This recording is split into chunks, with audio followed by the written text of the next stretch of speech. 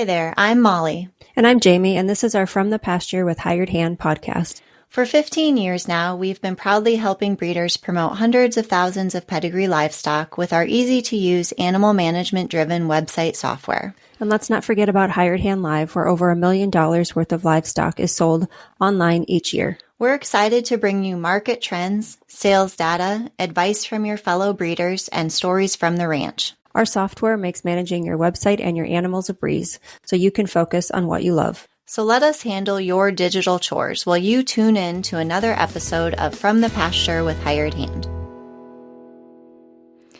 Welcome to this episode of From the Pasture with Hired Hand. Today we're visiting the beautiful pastures of Singing Hill Ranch in Dripping Springs, Texas, home to a growing herd of registered Texas Longhorns and other breeds.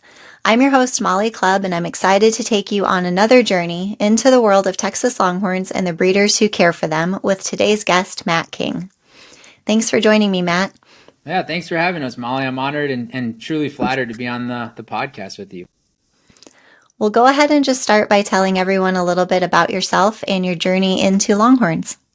Yeah, so I was just a small town boy out of Wisconsin. I was born and raised not on a farm, but in farmland of Wisconsin.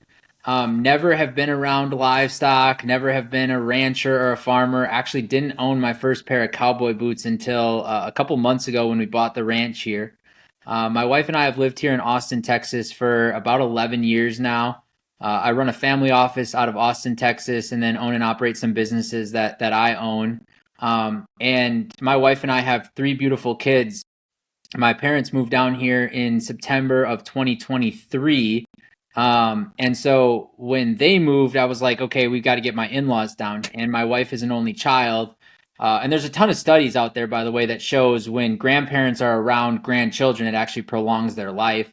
But it also makes us happier too. And so I was like, trying to get my in-laws down here and was like, hey, what would it take to get you to move to Austin? They were like, have a kid. That was 5 years ago. That was BS. They didn't move. They're like, have another kid. That was 3 years ago. That didn't happen. So like, I understood that this have a kid notion like was BS, but we tried a third time. That didn't work either. And so finally I kind of recognized that my in-laws have, 7 or so acres in Wisconsin. They don't have any cattle or anything like that, but my father-in-law is a very handy guy, splits all his own firewood for the winter, is constantly working on the lawn, constantly working on small machines and equipments. And it finally registered with me, Molly, that if I had more projects for them to do, they would move. And so Singing Hill Ranch was actually bought and purchased as a lure, if you will, to try to get my in-laws to move down to Dripping Springs or Austin, Texas. And actually the name Singing Hill Ranch, my in-laws live on Singing Hill Road in Wisconsin. My wife and I met on Singing Hill Road in Wisconsin. And so when we bought the ranch and we drove up the driveway, drove up the hill, it was like, it hit me immediately like, this is Singing Hill Ranch. Like, again, trying to lure them into coming down here to Austin. And so I got into this industry really as a way to try to get my in-laws down to Texas. I bought my first Longhorn off of Craigslist. I had no idea about the pedigree, the money, the genetics, the horn. Like, I just knew them as these beautiful animals that happened to be the mascot for the University of Texas. And I was like, well, if we live in Austin and live in Texas and we have a ranch, like, we have to have Longhorns. And so I just got into the industry through Craigslist, got very fortunate to be connected with some incredible people that have showed me the ropes, have, really educated me on this industry, the pedigrees, like everything that there is to know about Longhorns. And now I've just kind of fallen in love with everything that is ranching and Texas Longhorns. It's been such a fun journey. So I have so many questions just from your opening here. Did your in-laws move? No, ma'am. Oh, not yet. So does that mean like your family's going to grow? Are you going to buy another ranch? Yeah. So where we're at today, my in-laws did buy a truck. So they do spend more time here now because of the ranch than previously. My wife and kids spend the summer still in Wisconsin. I go back and forth all summer. It gets hot in Texas, obviously. So I'm just trying to get them to come down here 6-ish months of the year. We're actually trying to buy land from the neighbor. The neighbor has 2,700 acres that has been in the family for a long time. So I'm trying to get them to carve off like a small little like measly 200 acres so we can grow our property, which is currently only 20 acres. The vision with that would be we would build a house on the 200 acres, leave the farmhouse that is here still on our property, as my in-laws' place, could even build something for my parents and have everybody on a compound, if you will. I have this dream or this vision, Molly, of like my kids getting on the four-wheelers and the dirt bikes and riding over to grandma and grandpa's for dinner, and like just having them around. So that's the plan, that's the vision, but I'm also doing it all now with the understanding that my in-laws may never move, and that's okay too if they choose. I just want to make sure I do everything in my capacity to try to get them to move. So one of my other questions is, so I also spent my summers in Wisconsin. That's where my family's from, my grandma's from. And I often get told when I interview Texas from people that I have the all Wisconsin accent. Yeah. Where's this for you? I'm not hearing it at all. Is it hidden now that you've been in Austin so long?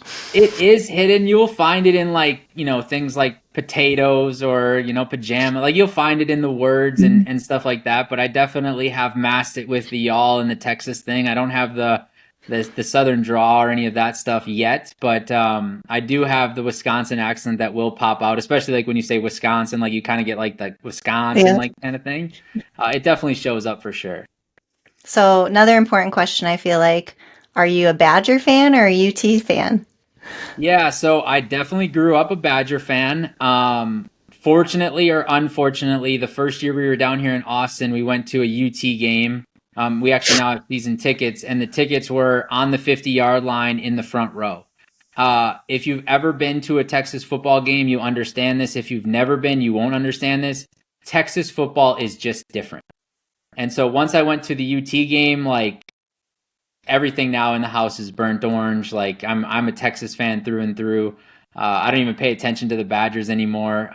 It's just Texas football is just different. It's just very different. Definitely nicer weather as well. Most of the year. The summers suck. Well, for football games, I meant maybe. Oh, yeah. For sure.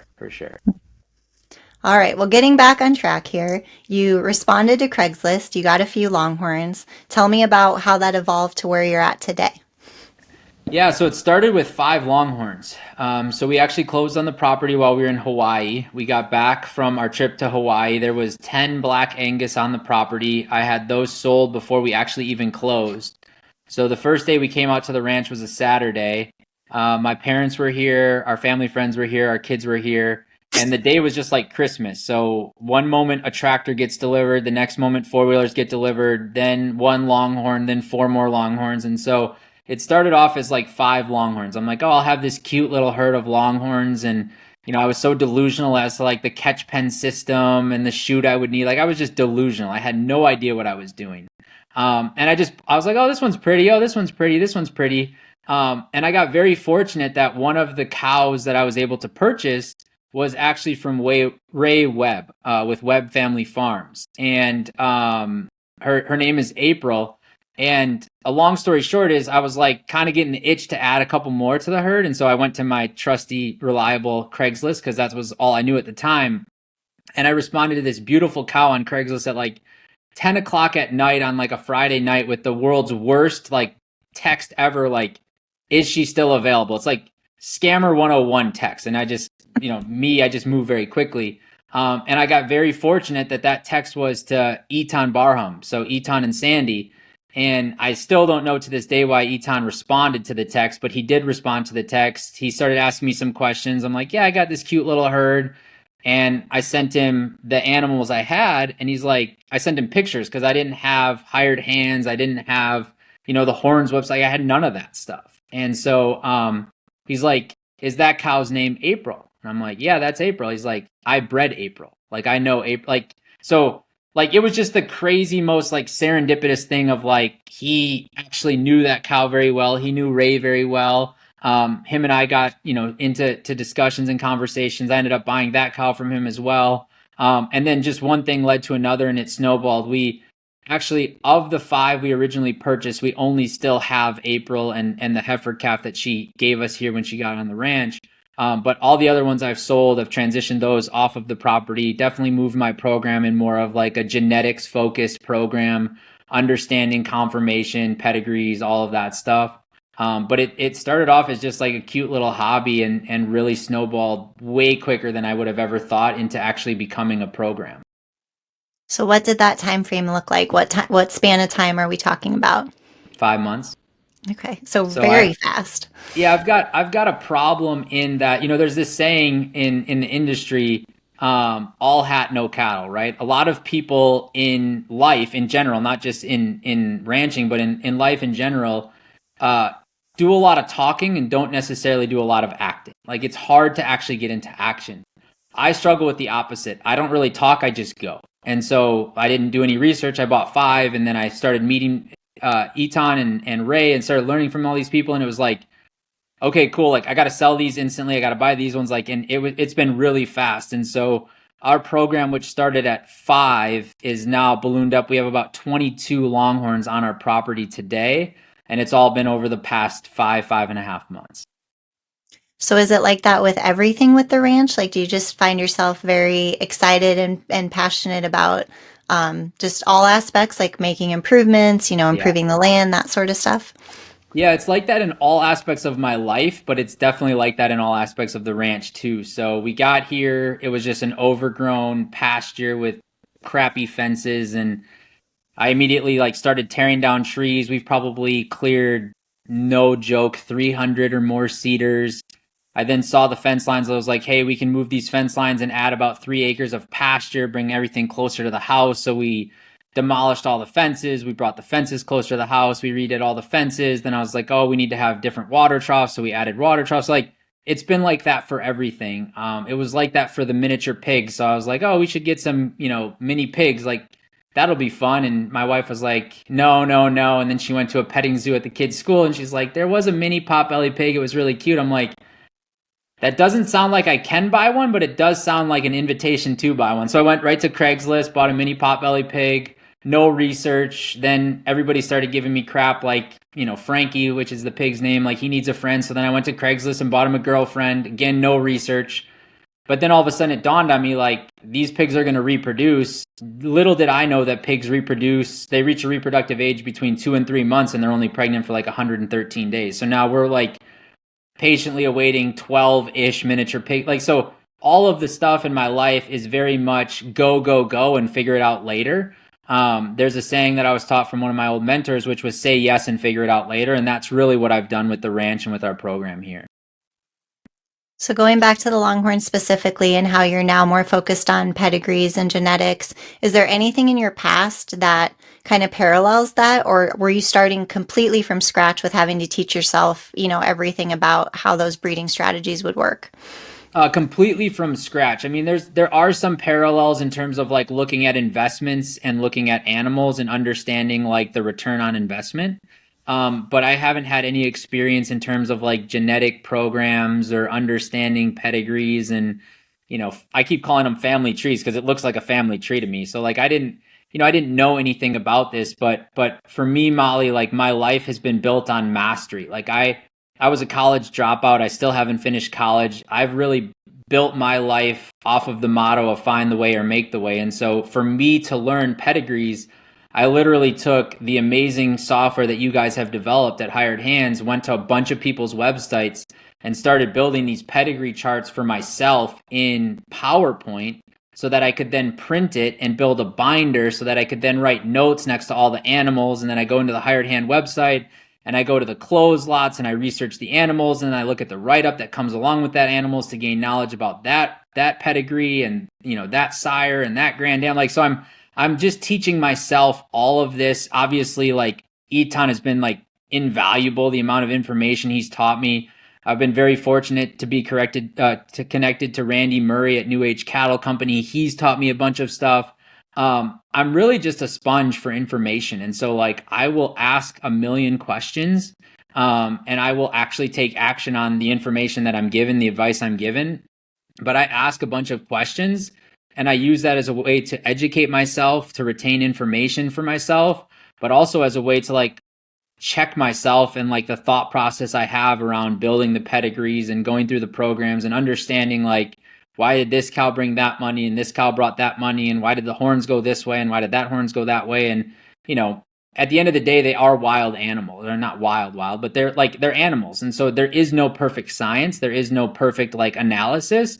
But it is evident to me that there are past patterns and past things that do help predict future outcomes. And so I'm trying to lean into, when you mix oil and water, they're going to stay separate, right? Like that's what's going to happen, even if you mix it as many times as you want. And so I'm trying to now with my program understand what's happened in the past is going to be a predictor of what happens in the future. And so if I bring in these bloodlines, I'm going to get horns. If I bring in these bloodlines, I'm going to get body. And it's not guaranteed, but it's very likely. And I'm just trying to stack the odds in my favor to build a program that I'm proud of, that my family can have some fun with, and that can represent well if we ever do go to any sales or do anything like that.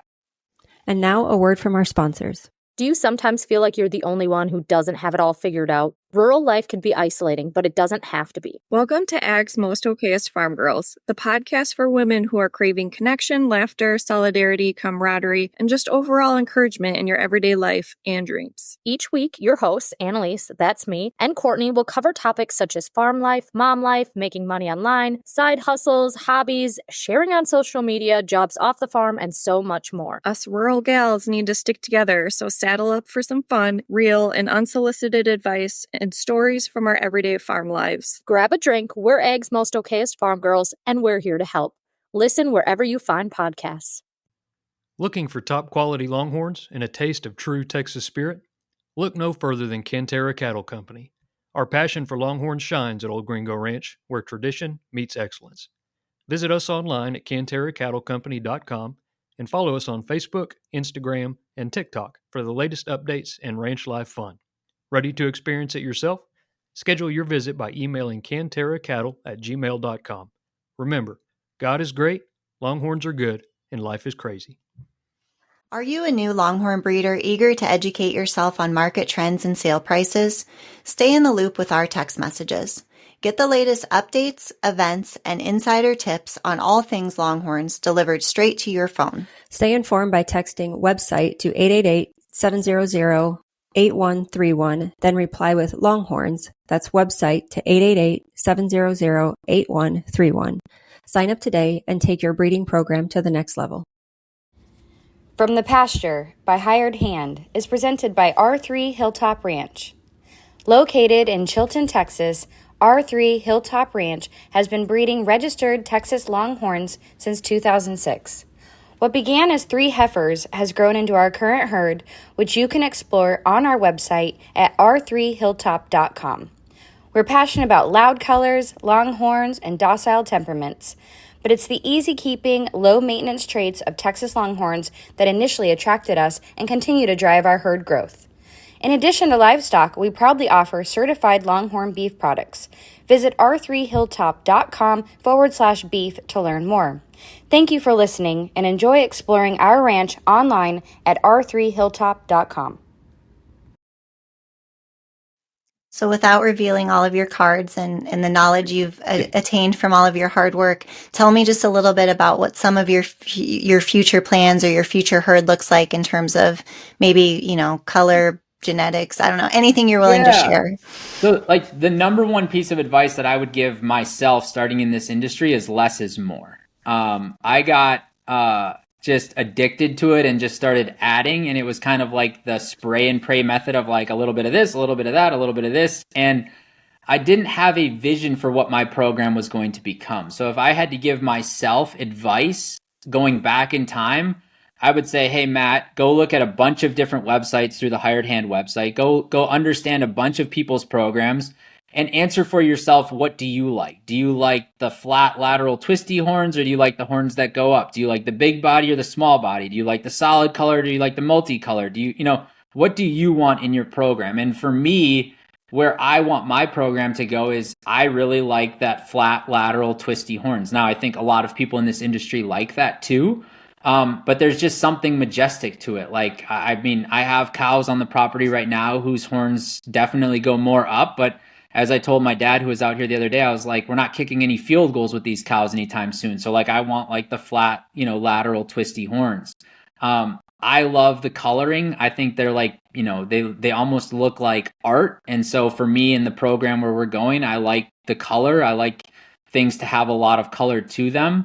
And then I would say understanding like conformation and how conformation is going to lead to that cow's ability from a mothering perspective has been something I've learned. So if you would have told me 5 months ago you're going to understand like the udder makeup of a cow, I would have been like, it's just a udder. Like, what do you mean the udder makeup? And now I understand like the difference in checking out the cow's bag and the importance, and is she a good milker and is she not, like, and why does that all matter? And so these are all things that when I'm now thinking through what our program looks like 3, 5, 10 years from now, it's definitely less is more. It's definitely more calculated in what I add and understanding why I'm adding what I'm adding. It's definitely still making sure that we've got incredible cows in the pedigree that we're bringing into our bloodlines and our program. But it's definitely leading more towards that like lateral twisty horns, and the more color, the better for me. I just love the color. Now, I still have in our pasture some beautiful all red cows who have incredible pedigrees, and I think will do very well at some time when I do decide to sell them. But at the end of the day, if you said, Matt, what are you going to, wish that your crystal ball makes 3 to 5 years from now, it would be a cow with some good color and some flat lateral twisty horns. Well, I just have to say how impressed I am. Like in 5 months to learn all of that is just, I mean, that's just incredible. So congratulations to you for putting in the work and making that happen. Yeah, I think more congratulations to my wife, who gets to hear me go on a soapbox every night of like, oh, I was looking at this pedigree today in between calls and I saw this and I saw that. And she's like, but you can't do the dishes right now. I'm like, but wait, let me tell you about why we're going to do this with this animal.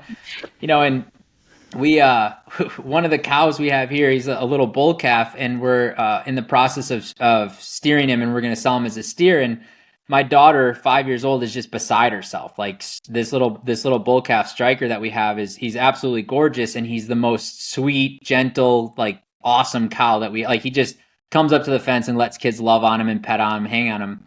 And so like now I'm in a hostage negotiation with my daughter on the way to church one Sunday because she heard we're selling Striker. And she doesn't want me to sell Striker. And now what am I going to buy her at Tractor Supply? And I'm like, I'll get you a toy. And she's like, I want 3 toys. I'm like, okay, fine. You can have 2 toys when we sell Striker. So like the whole family has really gotten into it, and it's been really fun for us to discuss. And, they're all still learning the different genetics and the reasonings and the logic. And I don't expect them to care about it as much as I do. But I am trying to bring my family along on this journey as to understanding like why we're building the program we're building and what we want to be known for.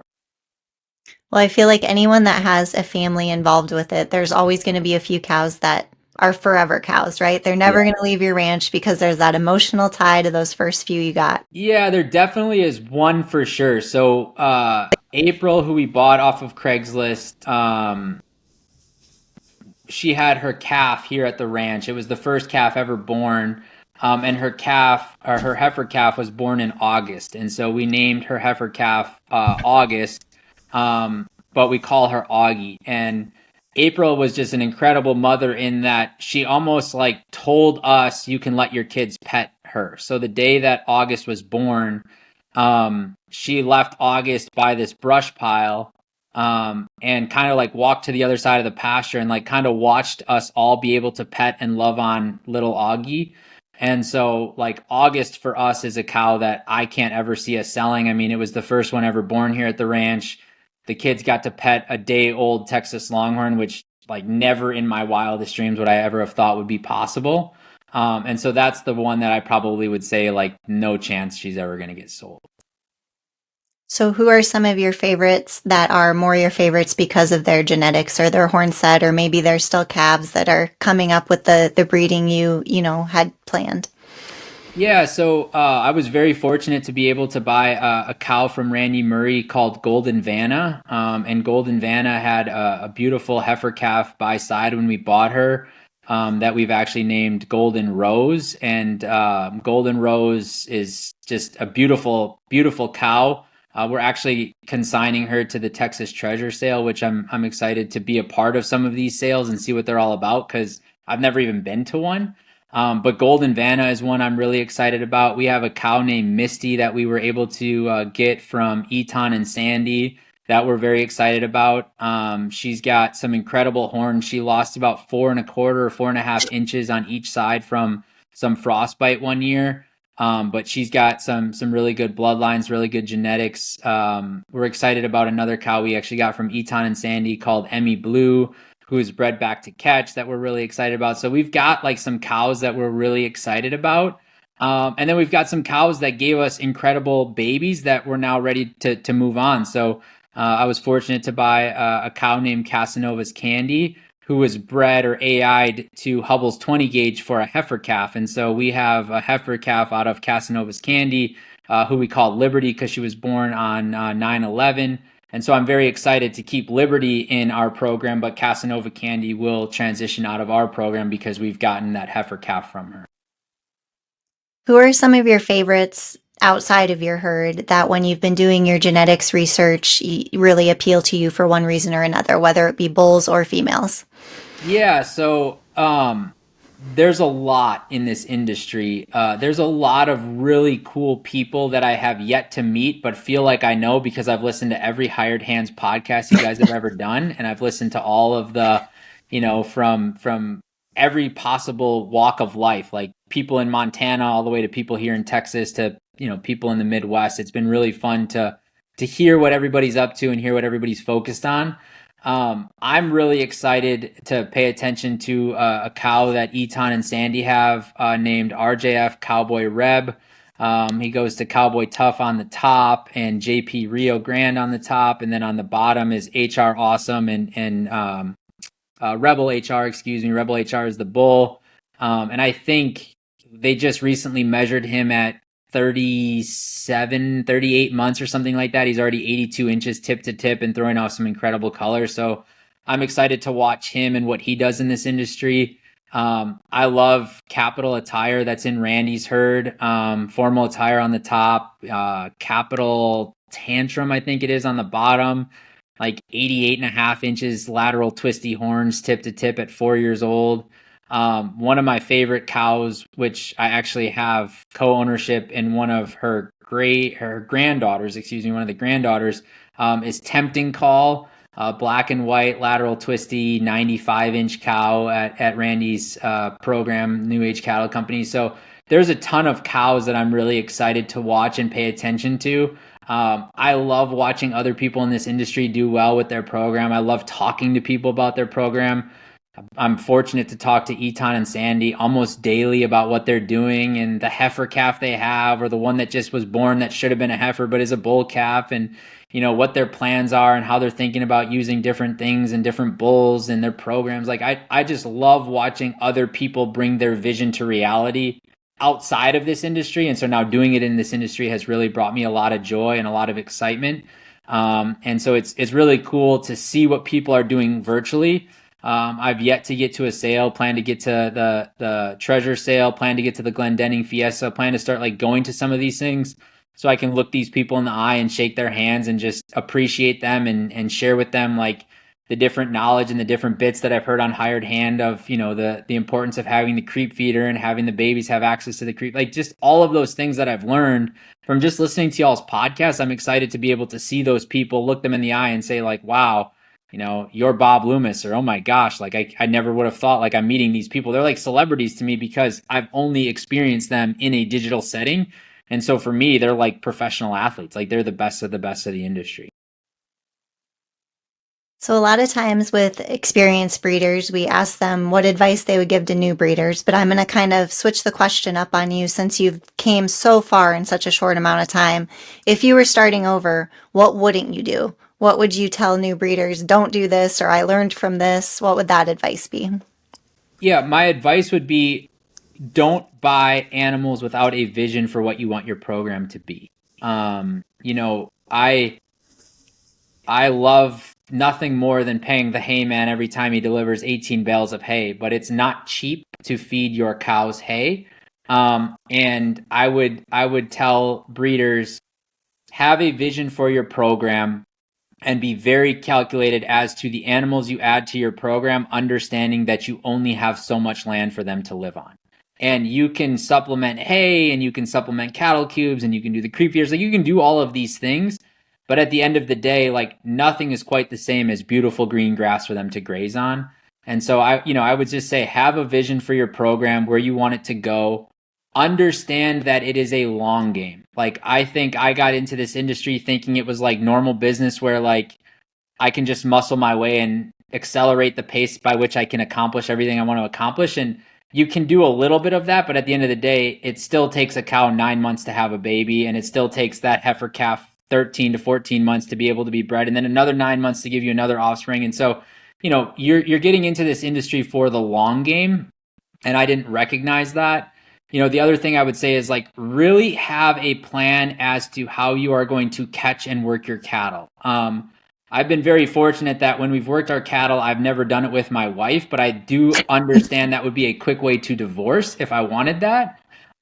When I first started, I went onto Craigslist and I bought some cattle pens system from a group called not PNC, Seven Peaks Barn and Fence, which they're phenomenal, by the way. Like, I can't say enough great things about this group. They've done awesome. But I bought a square system with one little holding thing that was connected to a doobie chute. And I put it in the middle of the freaking pasture behind a group of trees because I didn't want to see it from the road. And the first couple times we tried to catch the cattle to work them, it was like a 3-ring circus of like, okay, let's get them to follow us with the cubes. Okay, they spooked by the gate. Dad, go behind them. Oh my gosh, they just tried to run you over. Like, let's go this way. It was just awful. And so, I went to Eton and Sandy's and said, like, looked at their system and understood why they have what they have and how they have the collection pen and how they have the sorting pen and, why they did what they did, and was able to redesign my pastures when we went through the overhaul to actually understand how do I want to catch and work these cattle. And if I was giving advice back to myself, it would be, these are massive animals that while they can be as gentle as you could imagine, generally speaking, you can hand feed them, and some of them I can even love on and pet on and hang on. When you bring them around a pen, everything changes. And they are massive creatures. You can't predict what they're going to do. I don't have horses to help herd them. I don't want to chase them on 4-wheelers and dirt bikes and all that crazy stuff. And so, really understand that when you need to work these animals, which you will have to work them to get them fly sprayed, to get them dewormed, to get the vet checks, to measure the horns, do whatever you need to do, you want to make that as easy as you can for yourself, because it doesn't matter how easy you make it, it is still going to be complicated. Is there any other equipment that you would recommend that folks purchase, whether before they get their first animals or very, very quickly after they get them? I wouldn't say it's equipment that I would purchase, but I would encourage people to spend a lot of time on hired hands and looking at what you guys have been so good at doing in this industry, which is making it very easy for people to digest quickly pedigrees. And understand that, like, the greatest asset you are going to have in this industry is access to hired hand websites and like going onto other people's websites, looking at the pedigrees, understanding what's in their sale pen, understanding what's already sold, being able to look at cows, then take that cow, go back to hired hands, look at the closed lots from past transactions. Even if that cow never sold at an auction, you can still find somewhere in its genetics cows that have sold at the auctions. And understand that, like, what you guys have done with hired hands, I personally believe, being new to this industry, is the greatest asset for this industry. And it's free, right? Like, you can go on your website for free. It's very easy to use and to utilize. I think now, knowing what I know, I think it's really good to have a creep feeder if you can afford one. If you're going to have babies, it just helps not draw on the mom so much. It helps the babies develop more. I think that's a great thing to add. I've just added basic, red metal creep feeders from Tractor Supply. They're still not cheap, but I think that's important to have. I think you definitely need to think about your catch pen system and the chute by which you're going to use. We use Seven Peaks to help us build out the custom system that I designed, and then we use a PNC chute, which is never in my wildest dreams would I think I would spend the money that I spent on a cattle chute. Best money I ever spent. Like, it is the best chute. I mean, it's just next level, incredible, amazing. And then I think the last thing I would say, Molly, is just like, make sure that you enter this industry, again, not with equipment, but with joy. Like, I think if you are getting into this industry to just make money, you will be probably slapped in the face by the industry, like, not people in the industry, but by the cows. Like, I just don't think you get into this to make money. I think you get into this to have fun, make friends, build relationships, make memories with your family and the people you love. A byproduct of a good program can be money, no doubt about it, from what I've seen and understood in this industry. But at the end of the day, we are in this industry because we truly love these animals. We've grown very fond of these animals. We've really found a lot of joy in the breeding of these animals and the building out of our program. And bringing my family, my mom, my dad, my grandmother, my children, my in-laws, like bringing everybody along on the journey has been the greatest blessing. And now let's hear from our advertisers. Hey, if you love From the Pasture with Hired Hand, why not go check out my podcast, The Big Iron Podcast with Andrew Shigori, where we dive into the world of registered Texas Longhorns and what it means to be an agriculture entrepreneur in the modern world, with a little southern flair, of course. Find the Big Iron Podcast wherever you get your podcasts. When it comes to buying and selling livestock, trust is everything. At Hired Hand Live, we have a platform that breeders and buyers rely on, whether participating in a live auction, an internet-only event, or hosting their own online auction. Our secure, user-friendly system ensures that your bid counts, and every transaction is backed by our commitment to integrity. Whether you're a part of a consignment sale or planning your own internet auction, Hired Hand Live connects breeders and buyers live and online.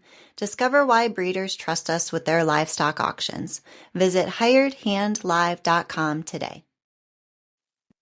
Well, with everything that you just mentioned, making it a family affair, your trek from Wisconsin. I don't know if you want to touch on all of the different breeds your ranch has grown to or not, but one question I have is about sustainability. Like, are you bringing any sustainable practices into the ranch, or do you hope to have some in the future just to kind of, give back to the land or that sort of stuff?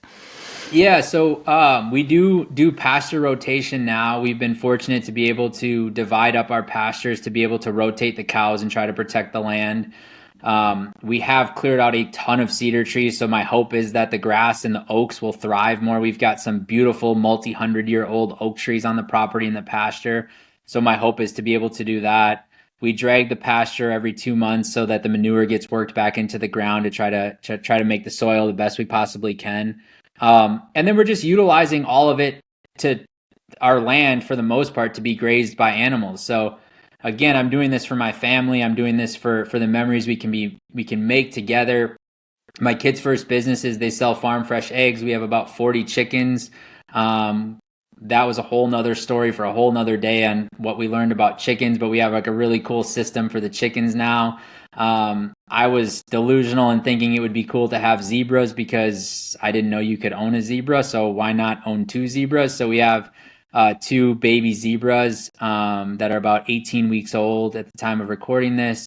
My kids were obsessed with Scottish Highlands. So we have a couple Scottish Highlands on the property, 2 females and a male. All of those animals are kept in a different area. Like they're in our center pasture, which is was a part of the driveway that we converted to pasture to try to utilize more of the land and give back to the land a little bit.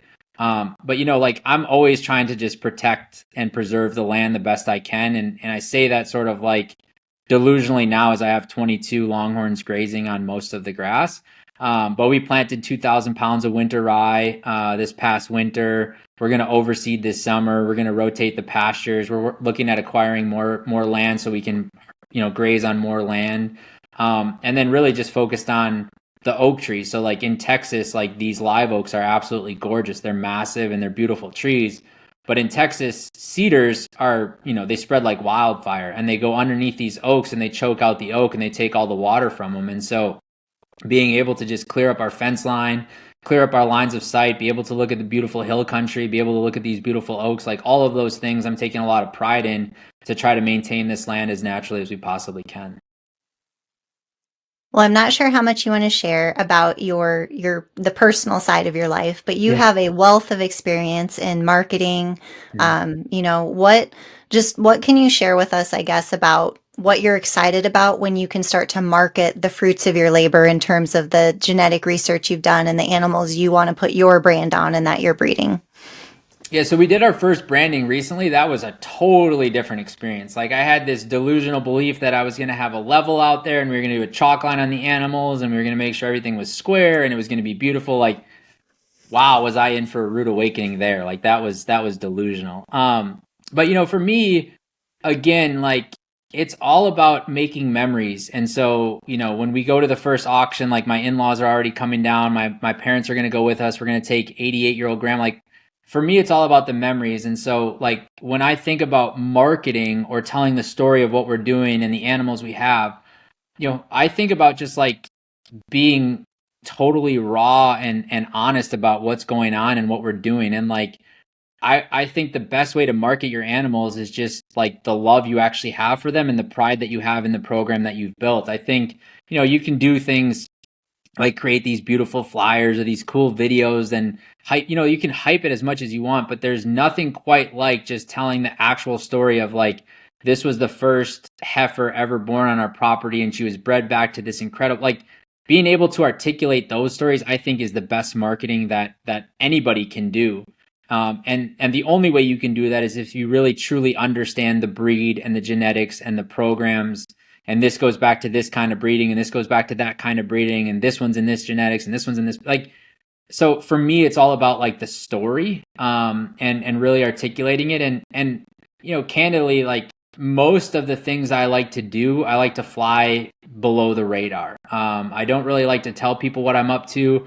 I like to let my actions speak louder than my words. And what I plan to do in this industry is no different. Like, I'm just a simple college dropout who just wants to spend time with my family and make memories. And if we can do that by, producing some incredible cows that bring people joy and happiness to their properties and their programs, like I can die a happy man. And for us, it's about like the memories we're making along the way. I don't really want to be this like big flashy, big truck, fancy, shiny trailer kind of guy. Like that's just not who I am.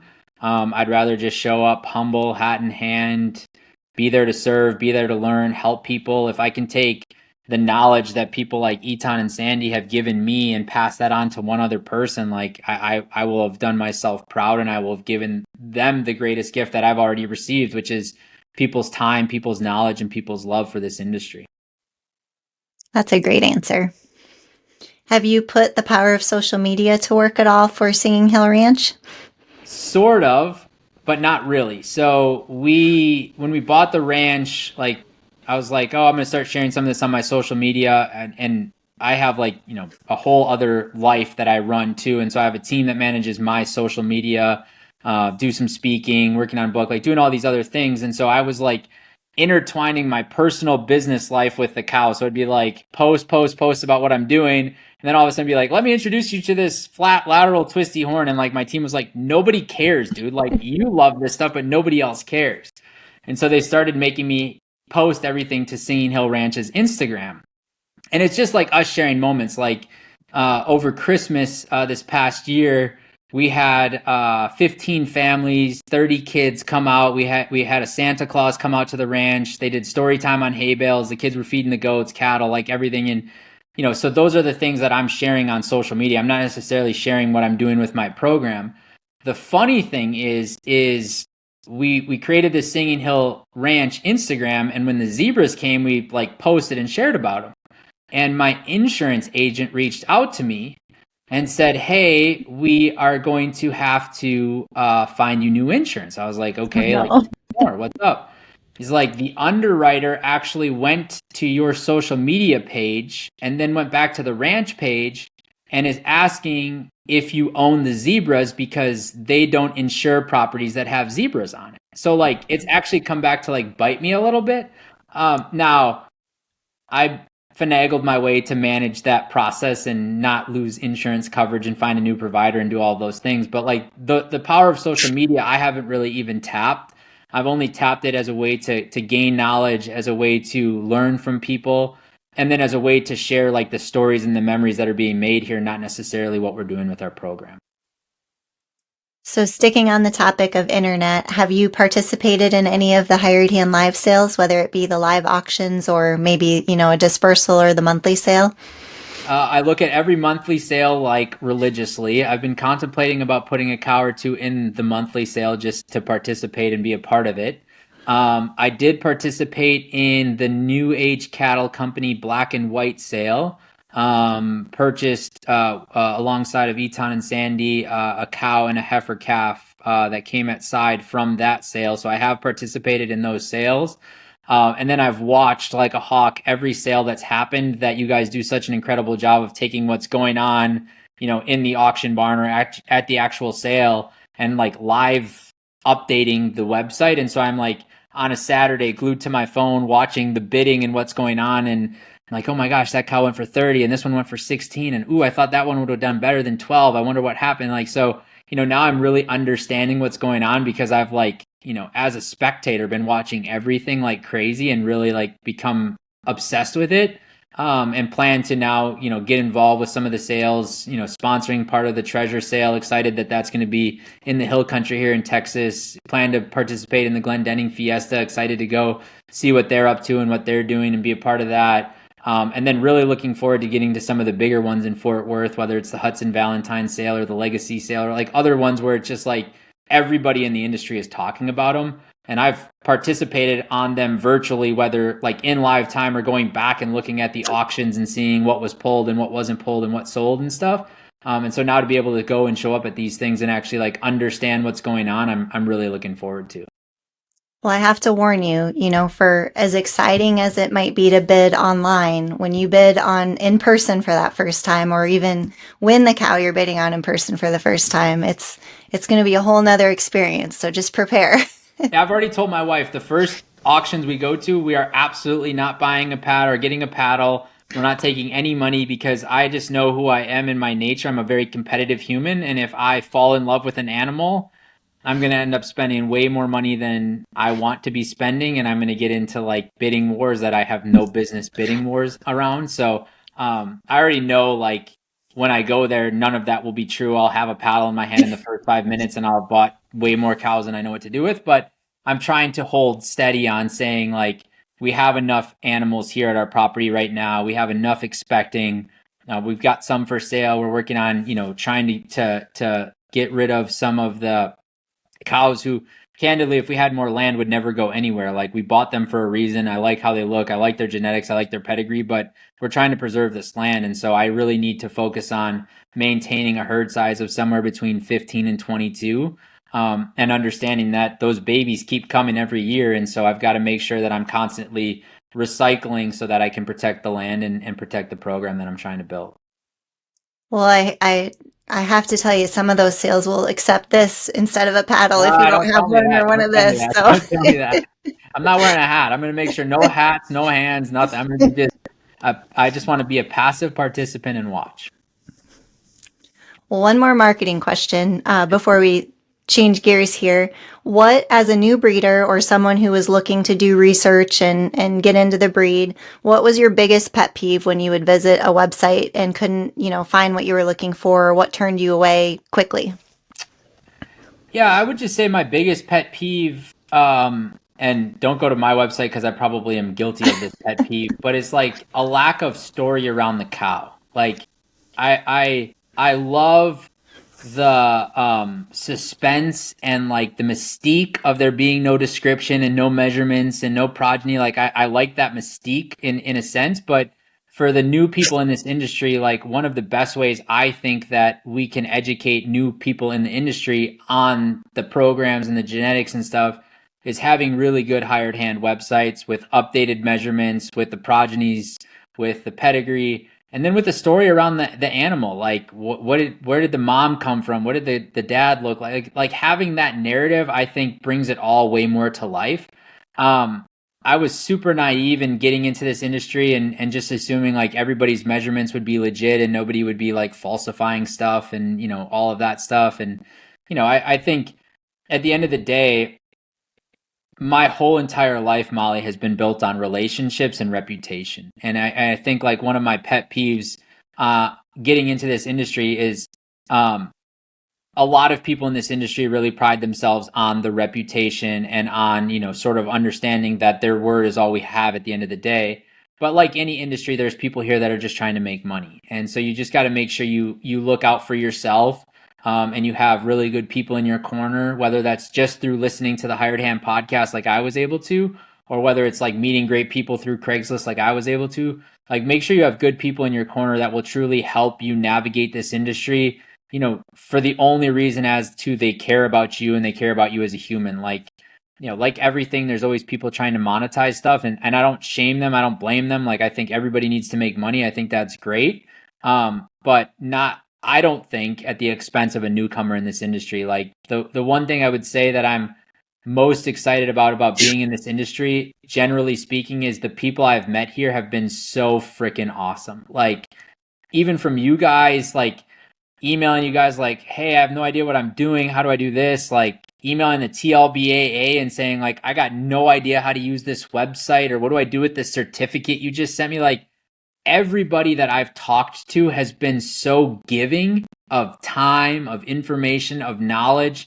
The people have been so caring and so kind. If I've ever needed anything, people have answered the phone and have been there to give me advice and suggestions.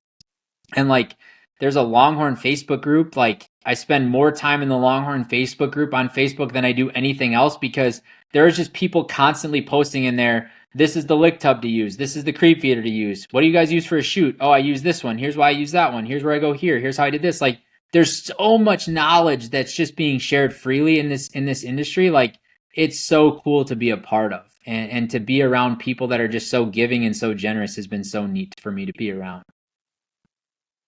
Well, I have some rapid fire questions here. Are you ready? Are you up for some? Sure. Yeah, whatever. All right. Morning coffee or evening sunsets on the ranch? I'm not a coffee drinker, so sunsets. What's your favorite ranch song or playlist, your go-to playlist when you're out there? So there's a bunch of music that I like to listen to. Like, I'm a big Zach Bryan guy, but I also like the old school country too. There's a song by Guy Clark that talks about a young boy with a flour sack cape tied around his neck. And I pretty much listen to that song every time I come out here to work. It just talks about how you have big dreams, big ambitions, and you climb up on top of the roof of your garage thinking you're going to be able to figure out how to fly, and you jump and you see what happens. And that's been sort of the story of my life. And when I come out here, I just kind of like pinch myself, because I'm like, I knew nothing about any of this stuff. And here I was just taking a leap of faith and trying it and taking action and spending a lot of money and wasting a lot of money, and, watching fences be destroyed and fences built poorly, and I've made all the mistakes and more that I needed to make. But I'm really proud of myself that I've made those mistakes by just taking a leap of faith. And that's what that Guy Clark song talks about. Well, I think I might know the answer to this one, because you mentioned earlier you bought your first pair of boots when you moved, but are you a boots guy or a sneakers guy for everyday farm chores? Oh man, I'm a sneakers guy. So I've got my favorite pair of high top sneakers that I buy on Amazon. They're $25 a pair. I absolutely am obsessed with these shoes. Actually was on a business trip, and one of the shoe shine guys in the airport tried to shine them for me, and it's like, how much is it to shine them? He's like, $35. I'm like, dude, I bought the shoes for 25. Like, I just like simple, down to earth stuff. I have become a boots guy. My boots are broken in now, so I'm falling in love with them. But most days I'm just in my high top, junky Amazon sneakers, stepping in poop. Farm truck or ATV? Oh my gosh. I knew you were going to ask this question. So I'm embarrassed to admit this, that the truck I actually bought prior to buying the ranch is the truck I still own. And it's an electric truck. It's like the most anti-ranch cattleman thing you could ever do. Like, I pull up to Tractor Supply to pick up the bags of cattle cubes, and there's all these like dualies and belt buckles and cowboy hats, and there's me and my cute little Ford Lightning electric truck. So I definitely would say ATVs, because I'm somewhat embarrassed that I've got an electric truck as a rancher. What's one thing you always carry in your pocket when you're at the ranch? Pocket knife. I never ever carried a pocket knife before, but now I think it's like the coolest thing to have my pocket knife. And like, when I'm bored on a business meeting, I like pull it out and open it and close it and open it and close it. Like, I just feel like it's such a cool thing to have. It's with me all the time now. If money were no object, what's one thing or one animal you'd add to the ranch? More land. More land.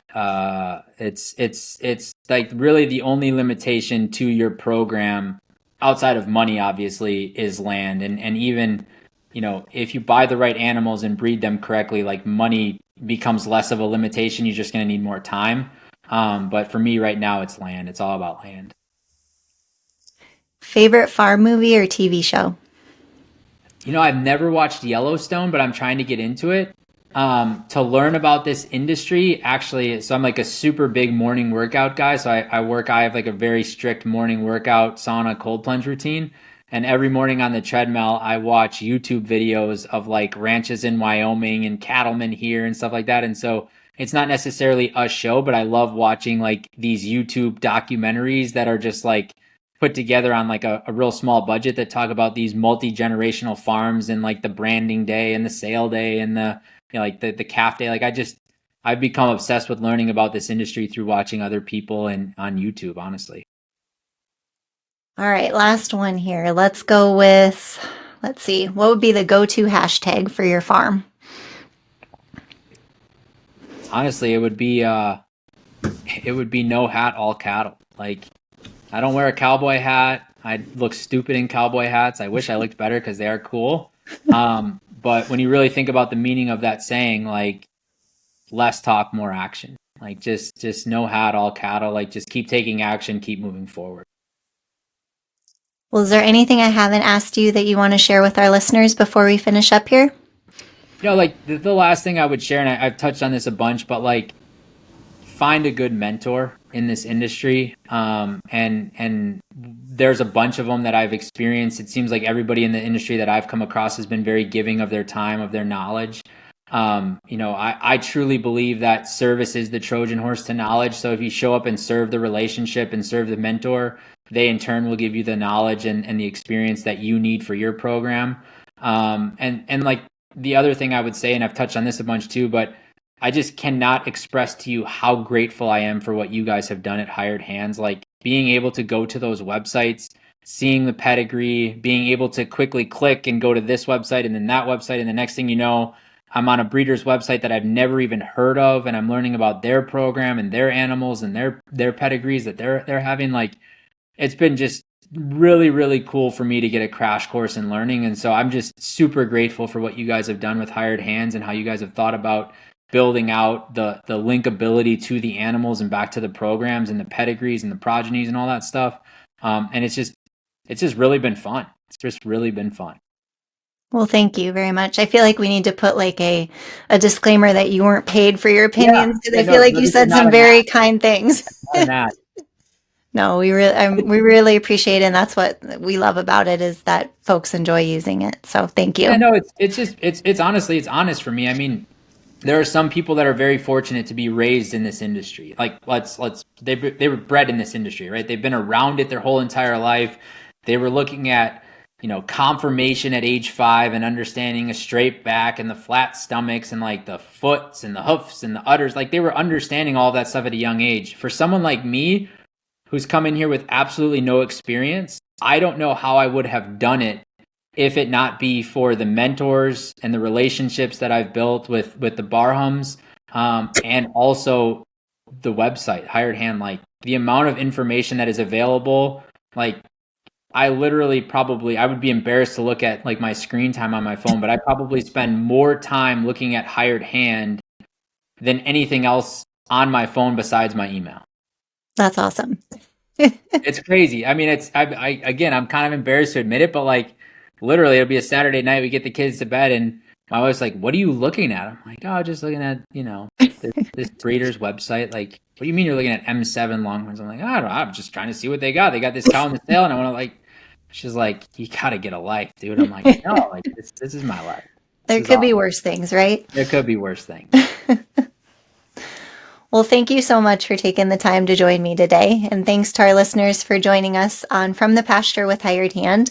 We hope you enjoyed this visit to Singing Hill Ranch and learned something new about the world of Longhorns. If you liked today's episode, don't forget to subscribe and leave a review. You can always explore more stories from the pasture by visiting their website or ours and following us both on social media.